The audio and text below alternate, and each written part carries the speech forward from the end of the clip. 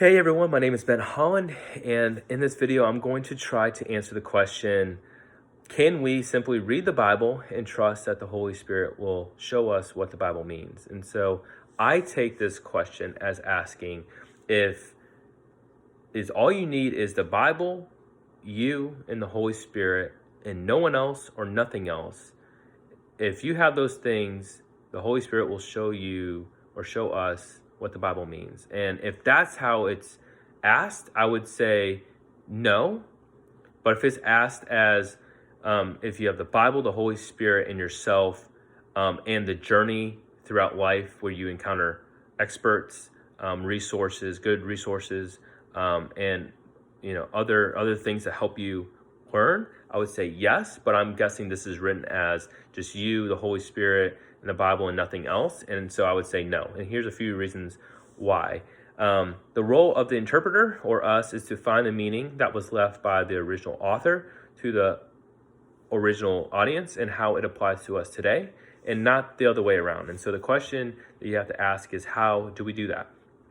And the answer is, we use basic hermeneutics, which is not intuitive. It's not something that we are born with the ability to do, but it is a learned procedure and practice that takes time and experience to refine.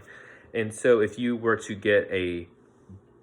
find a letter in a bottle, you will know that somebody wrote it and it came from somewhere. And so who that was and where they're from, what language, that all is something that you would process through hermeneutics. You find what is written and who was written to, how it was written, and it can help connect some of the dots. And so I want to share a few things that Klein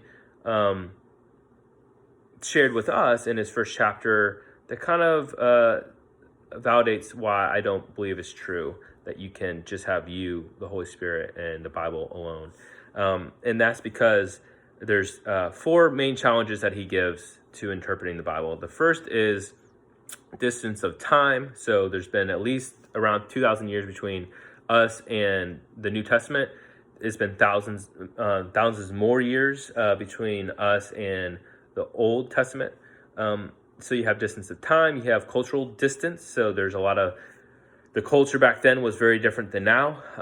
There's similarities probably in different areas of the world to what it was like in the Bible, but us in America, at least me in America, the culture is very much different than ancient Israel in that time. You have geological distance. So even between us and Middle East is thousands of miles. You have distance of language, which is the 4th one. And so Greek, Aramaic, Hebrew, the way that they were spoken back then are kind of different than they are now. But even if you know them now, it's not something that the common person will know. You have to learn it in academia, And so it's not as common as it was back then. And so you have a distance of language. And so I think those 4 difficulty or challenges alone make the case of you can't just have you, the Holy Spirit, in the Bible, because if you're going to look into why does the Bible say what it says, you won't know how to go back to the original context to validate a teaching that you might have by looking at, say, for instance, the language or the different cultures. Why do they say things that they say in terms of the dynamics between men and women and things like that.